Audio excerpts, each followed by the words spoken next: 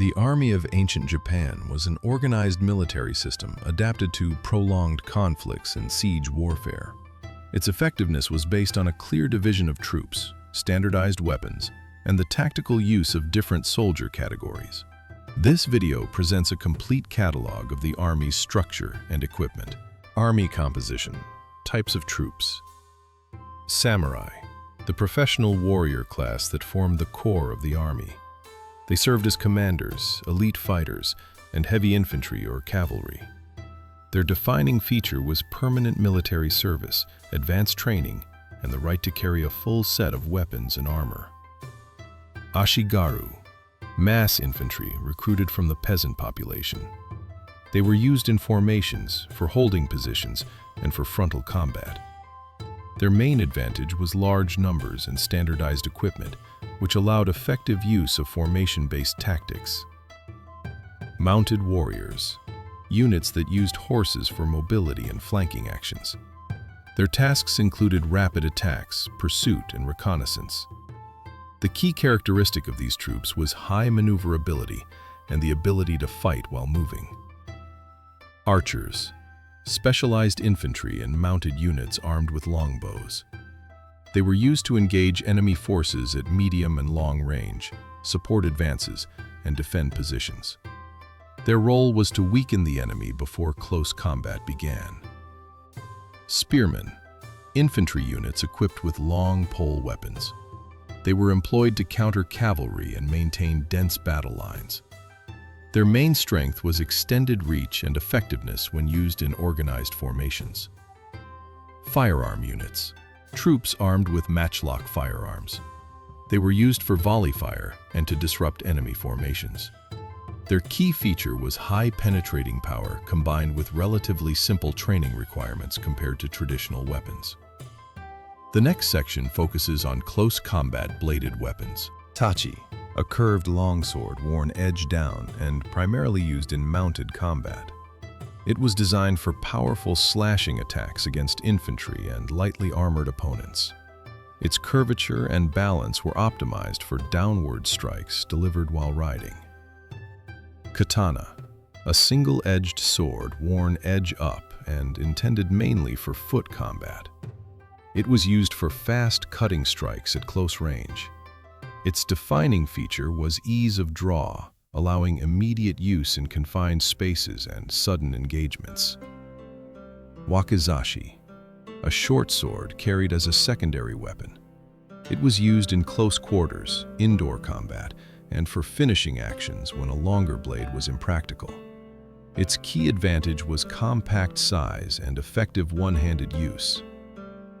Tanto, a dagger with a straight or slightly curved blade. It was employed for very close combat and targeting vulnerable areas of armor. Its defining characteristic was simplicity of construction and effectiveness at minimal distance. Naginata, a pole weapon with a curved blade mounted on a long shaft. It was used to control distance and fight infantry and cavalry. Its main advantage was combining cutting capability with extended reach. Yari, a spear with a straight thrusting point. It was used in formation fighting to hold battle lines and repel cavalry. Its key feature was versatility in length and high effectiveness when deployed in groups. Kanabo, a heavy club, sometimes reinforced with metal studs. It was used to crush armor and inflict blunt trauma through protection. Its defining feature was effectiveness against armored opponents without relying on a cutting edge. Tessen, a reinforced folding war fan used as a concealed weapon. It served for striking, blocking, and controlling an opponent at very close range.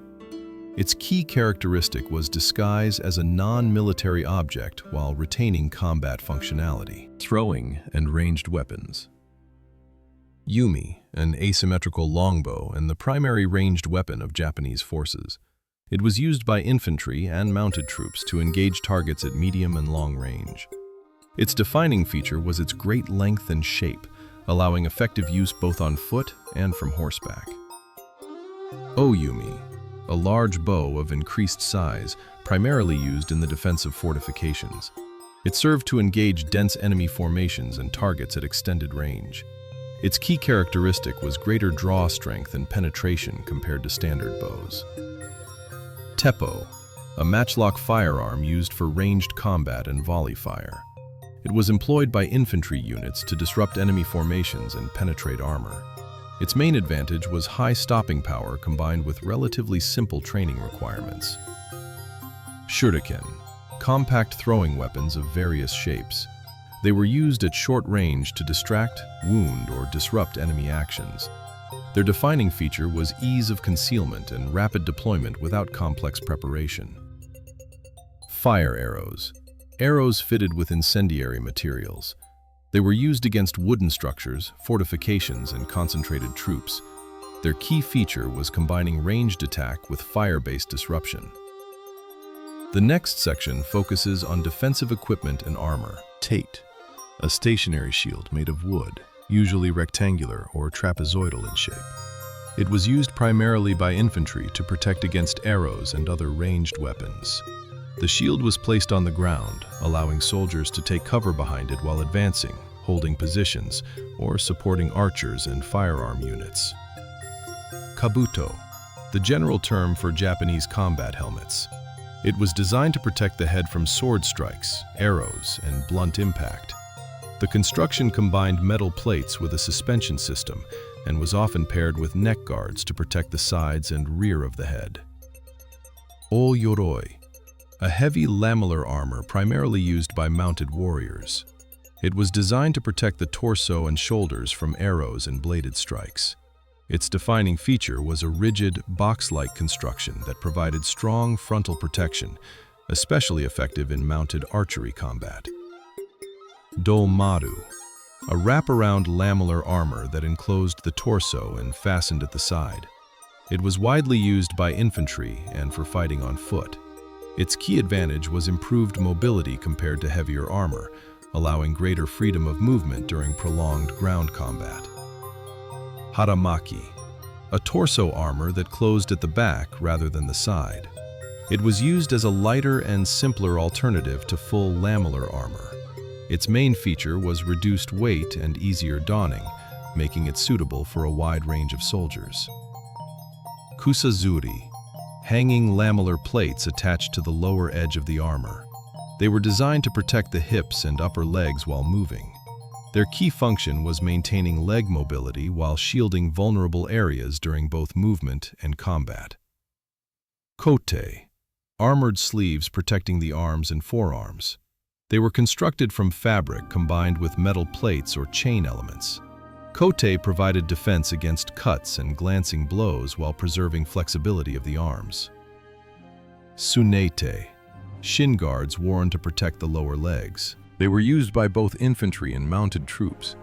Their defining feature was straightforward construction that offered protection against strikes without significantly restricting walking or running.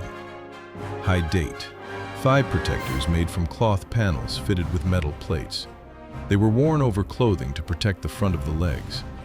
Their main advantage was additional leg protection without the need for fully enclosed leg armor. Jinbeori, a sleeveless overcoat worn on top of armor. It was used for identification and protection from weather conditions. Jinbeori did not provide armor protection, but served as an outer garment distinguishing units or roles. Tabi, split-toe socks worn with traditional footwear. They improved balance and grip, especially on uneven terrain. Their key feature was increased foot control during marching and combat movement. Waraji, straw sandals used for marching and daily military activity. They were lightweight and easy to produce. Their main advantage was the ability to be quickly repaired or replaced during campaigns. The next section covers siege and special-purpose weapons. Tate Yaguru, mobile protective structures made from assembled wooden shields. They were used to cover advancing troops and ranged units during assaults. Their key feature was the ability to move forward gradually while providing continuous protection from arrows and thrown projectiles. Siege ladders, wooden ladders used to scale walls and palisades during assaults. They allowed attacking troops to overcome vertical defenses without complex machinery. Their key feature was simple construction, enabling rapid production and mass deployment in siege operations. Incendiary tools.